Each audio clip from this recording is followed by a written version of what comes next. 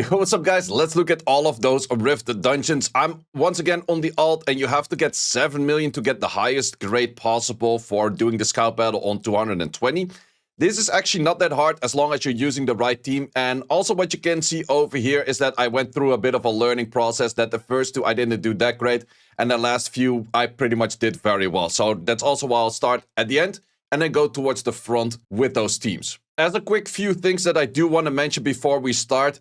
This account is 19 days old. I have a good bit of fight runes, but I actually have never been farming for fight. I did this whole thing just once, but the fight runes that you always get through events. And whatever event gives you a hero rune, you always select on fight. But there's also one thing that is very good at the moment, which is in the surprise shop. If you go with the surprise shop all the way to the right, I think I will be buying these later on as well, because they're just really good to focus down on the right runes. But you definitely want to be buying these over here. This is the one that gives you fight rune crafting material, and that is where I got all of my fight runes from. And fight runes just help you out a whole bunch in the early game to just get better stuff in. And as you can see over here, this is all of those fight runes that I only got from events and that crafting thing. That is how many fight runes. I have 103 fight runes, and I never actually farmed the fight rune dungeon. So once again, as I mentioned before, fight rune dungeon, completely useless. I can show you one better. Look at this Ikaru. This is a triple fight Ikaru without ever farming fight runes. It is a bit easier right now because of the relic. I just +3 the relic just to make things a little bit easier. But all you need is a 21 over here plus a 7. We have a 23 plus a 9 over here. And then just some flat defenses in some of the slots. And you're already done. That is how easy it is to get your Ikaru. You have to get a 2381 if I'm not mistaken. But that Ikaru will really smack through all of these stages where you have to use some Ikaru. And in the end, he's usable in all of them. Another thing which I would like to mention is that this account currently does not have a Frodo as of yet. And the Frodo is the collab unit that we got on the previous collab. This thing will be added to the ancient coins pretty soon. The moment that this thing is added to the ancient coins, I will definitely pick it up. He has a really good lead, but the main thing is that he will always have the attack buff on the whole team, which is just a very nice buff out there. And he can replace the unit that is attack buffing in pretty much every dungeon outside of probably Wind. And I would put him on absolutely 0 speed because he just has to move once when all of the other units are moving twice. So then let's look at all of the teams. First team I was doing, I picked up the Lucas. Lucas I did pick up from the HOH. It is highly recommended to pick up the Lucas from the HOH. I also did max skill him because he's just crazy good for this, but he will also be used in R5. He will also be used in Temple of Chaos the moment I start going for that, which is also open right now. You do want to make sure that every time for every element you go into, you want to select the damage on element for that particular element, and always do make it in a deck. So the moment that there's a blue line, you're good. If there's no blue line and you're doing something like this, then you're taking the runes of normal. So do always first set up the team in the deck. So you select all units, you save that as a deck, and then you go in here, and that's where you start editing, and that's where it's also very simple. It's like, okay, we select this, we select, in this case, dark. We go through every unit. Okay, you have a dark artifact, you have the first dark artifact, you have the first dark artifact, etc. That's just how simple it is. Also, a thing to note is that on the other side artifacts, you have a crit damage less, which will do you the most amount of damage, because the moment he's in the down state, the groggy state as they call it, crit damage less is a full 100% active. So you get the full 24 crit damage from that in this case. So that's really nice. Turn order that you mostly want to be looking at is where your Lucas moves all the way last. That is actually something that I messed up earlier. But the reason that he has to move last is that he can start right away with his skill 2, which is crazy good for a defense break and a brand. You don't really have to care about accuracy. I noticed that accuracy is really not a thing in this dungeon. I think they all have like 15 resistance, so it doesn't really matter. I have a triple fight on this crossword. I have a triple fight on this Ikaru. This could be replaced by the Frodo as mentioned. And then you're just gonna look at like, okay, what kind of damage runes do I have? You should have a Hua picked up from some of the other dungeons. If you don't have the crossword, just go for a Colleen or just go for a Fran or go for that Frodo the moment the Frodo is in the game. But if you do have a crossword, he is better than others. I do also have a max skilled. Maybe if he's not fully max skilled, he's less interesting as well. Then just go for any kind of attack buffer in there. It's not that interesting. Rogue is already max skilled. This thing is not max skilled yet, and the Hua is max skilled. So let's look at a run and how that looks like. This dungeon, normally you want to have a lot of multi-hits, but we're already doing enough damage where you can just completely ignore the mechanics, which is just kind of fun. So we have that one being taken. That is fine. So we have all of those team-ups coming in. We kill before Lucas takes a turn. Lucas starts with an S2, and we have a brand plus a defense break in there. We go for the attack buff over here, and this is where we start rocking a lot of damage. A bit of team-ups coming in. It kind of depends like where the team-up goes and that kind of stuff for like how much actual damage do you get out there. But we're already looking at 8.3 mil. You get about 1.5 mil extra from the end of the stage. So that is like half a mil from killing this bar, plus another mil for just clearing the boss itself. But as you can see, like, sure, he takes one unit, maybe one unit dies. It's very simple. You just do way too much damage with a bunch of those fight runes in that we got through the event. Also, if you don't have those fight runes, it is not a big issue. It's definitely one of those things. If you don't have fight runes, just go for other runes. It's really not that big a deal. Like, a lot of people are like, oh, I can't build a team because I don't have the fight runes. Just try it. It's really not that bad. Next one we actually have the exact same team. The only thing that I did change over here is, well, all of the times I kind of changed the runes. I just threw whatever at it. Like, it's really not that I was super keen on like, oh, I have to get the exact crit rates and blah, blah, blah, that kind of stuff. No, I was just kind of throwing whatever at it that kind of did make sense. And then the only thing that you once again want to change is damage on light. Damage on light and damage on light. And also for you, damage on light, you definitely want to be very specific with those damage on lights kind of things. So the mechanic of this boss is that he brings in a shield, and the shield only gets full on damage from the first hit, and then all of the hits after deal reduced damage. You don't care. Like, just go in with multi-hits, you don't care. You do enough damage. Okay, in this case, it was actually a little bit low on damage because Lucas took a turn before the groggy state. And that's where you're definitely going to see a little bit less damage. We'd still get the attack break and the branding in relatively early, so it's not the worst. Also, a thing that you have to keep in mind is that for every element that the opposing element, so in this case the dark element, would do 50% extra damage. So in this case we do have the crow in this. Last stage we had the Lucas in this, but I don't really have more light or dark damage dealers to actually fully make use of that.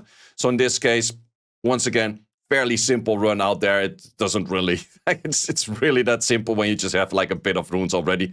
And keep in mind, like, this account doesn't have any crazy stuff by all means, or it's nothing too crazy. Then we're gonna go for the wind. This is the one I did the most damage on. In this case, I would recommend to use Colleen as a healer. I threw some triple fight at that, of course. Then we have this Astar in here, which is also a frontliner and vampire. In this case, we have multiple units that are fire that will do extra damage. But however, you still want to use your Lucas because he's just crazy good at that. Damage on wind, damage on wind, damage on wind on everything. This was actually the moment I did not notice yet that I could make the Icaro on triple fight because of the relic. But since it's already working, I was just like, YOLO, just like it already worked, so it's totally fine. That's one of those things, like, if it's already working, it's like, why change a working team? So that's one of those things out there. We have the lightning roar coming in. We have right away Colleen. I think Colleen has perfect AI to always do that S3 because I've always seen her do S3 the moment that there is that debuff from this boss. And then from this point on, you already start dealing a lot of damage because within 2 hits from the other 2 units, you already clear this. You 100% want to use your Hua over here. Hua's incredibly strong because Hua has the passive that if she's hitting wind, she will always double hit, which is just an insane amount of damage. Also, this mechanic over here, often you have the healing back from your Colleen right away, which is kind of nice. Also, if that's not the case, you still probably blast through it. So it's really not that big a deal. And then you just simply clear that altogether as well, which is relatively easy. Once again, also a full free-to-play team or units that you should already have picked up. Moving on next is the Wind team. Wind team is maybe a little bit more difficult. And that is because you have to use, like, sure, you can use the Tesher. I did use the Tesher over here. But in this case, we do have the Brilliant Triple Fight. This one, still like the half-broken fight set. You do want to have a Grosveld or you do want to have a Bernard. And if you don't have a Bernard, you can go for a Mav. But you definitely want to get something with a speed buff in here. Speed buff is a must. And then we have this thing for a little bit of damage. But this thing was actually kind of disappointing. And this thing was kind of disappointing as well. They are the right element, but I wouldn't be against it if you just place a Tark over here. But once again, team was already working and therefore we just went for it. But you definitely want to be aiming for at least getting some speed buffs on this thing. Because this thing will at some point lower your HP bar by this freezing roar to have like less HP bar. but you can actually get rid of that the fastest the moment that you put extra speed on your units. So in this case, we do have the right rotation where the Lucas moves right after. But if you can see the damage, like Cresswell is doing good damage. Tesha is okay on the damage. This thing is not as much. Well, so Cresswell's skill 3 is kind of good. Skill 2 is not that great. But yeah, everything is doing a little bit more mediocre-ish damage over here. But it's still, in the end, you want to have a 7 million on average, which if sometimes you get like 8 mil, sometimes you get like a 6.5 mil, it's still totally fine. Like you don't have to have every run above 7 mil, but this was still a 7.7, so still relatively easy out there. And these are all units that you probably kind of have in early game. Once again, if you don't have the Grasveld, I would aim for a Bernard or I would aim for a Math. Those are the 2 units that could replace that. Moving on to the final one, which is actually a one where I went way too heavy on water units. I did not even use the Ikaru yet, but I still want to kind of showcase it. This team would definitely be better if I just simply did this and did this. And I also did notice that you don't even really have to go for any AoE unit, plus you would do more damage for that in the first place. So I would say that this is probably a way better team out there. I could even, well, that's also where you kind of want to place in the Frodo or something like that. But yeah, there's definitely way better teams for that out there. But once again, you just want to go for damage on... Oh, actually, in the case if you're using a friend, you want to go attack increasing effect because that gives you extra healing. But then again, you're not healing that often. This thing also threw triple fight at, and then these things are also whatever sets I could find with like co-ops and damage on fire and that kind of good stuff. Also, this turn order is kind of bad because Lucas moves too early. So also just to showcase like how you get less damage is by if your Lucas moves too early in the rotation, because if he moves too early in the rotation, he's not going to go for the death break right away. So in this case, I think we go in, yep, we have that hit. We don't have you moving first. We have the Lucas moving, and now it will take a while to get a death break in. So we actually do get a death break from this Sabrina in the first hit. She's not max skilled, so she doesn't always death break right away. So that's one of those things. Now we're still going to have a decent run because the death break came in pretty early, but we did not have a brand until probably this hit right now, which is super late. Still decent run because we had the death break that early, but it's one of those things that it is a lot better to have your Lucas move all the way late. And I think that this is actually a record run because I only did like 8 mil on this dungeon or something. But yeah, that's just... It's hard to get the death break in if your Lucas doesn't move right away. Also, this, if you get this hit in, very survivable. If these 2 die in the front right now, not an issue as long as you kind of kill before that 4th hit where he starts like doing the spin again. So if he summons more monsters, not a big issue. If he goes for the spin and he starts stunning you, that is a big issue. So those are the kind of things that you have to keep in mind for all of those dungeons. They're definitely not as hard. It just takes you a bit of time to set up all of the teams. You can keep the teams in your normal and then work from your normal team and then place that through pretty much everything. There are definitely also teams you probably already noticed. If you go for a team like this, I think that this could clear everything except wind. And that is just how strong this combination is. So if you have this combination, you can already do that. If you want to clear the wind one, I would take out this one, of course, for another damage dealer. So you would go for... let's say on wind 1, we want to use as many duplicates as possible. Well, pretty much over here, we already have that. So we already have like the doggos, the Hua, just these 2 front lines are different. This one is definitely recommended. This one is pretty good over here. Do not go for a Bill in here. Bilger doesn't really get to the high stack, so he's not really that great. And with all of that, you should be getting those things at 7 mil pretty fast. Another thing that is pretty cool about this dungeon in the first place, which you might have noticed already, this is only a 6 energy cost. Whereas if you go into R5 or if you go into dungeons or if you go into pretty much everything, normal dungeons is 9. If you go into the R5 is actually a 8. So it is a lot cheaper than other things, which is also noticeable in the scout battle itself. Because if we want to scout battle this, it's 350. If we want to scout battle on R5, it's 450. And if we want to scout battle on a normal dungeon, it is 500. So if you're kind of low on crystals, but you still want to set a long scout battle because you're going to sleep, it might be that you do have enough energy to set it up for one of these dungeons, and there's always something you need in gems. For me, I'm definitely going to be putting it towards Rage because I have a lot of Rage runes that look something similar like this. Sure, it's not the highest of rolls out there, but it is crit rate, crit damage, and speed, but it has no attack in there. So adding that attack in there by a gem will definitely add a lot of value. So I've already been farming a little bit of this, but doing this definitely will help you out to get a rune that is useful, whereas the rune before wasn't really on the useful side just yet. And I've been doing that for a fair bit of runes, similar for like these out there. This one is a really good example as well. You definitely want to be having a rune where you have speed, crit damage, crit rate, and attack. And that will help you out to get scout battles in faster for pretty much all of the other dungeons. So at least doing a bit of wind, I think I will scout battle that for like one time for 8 hours.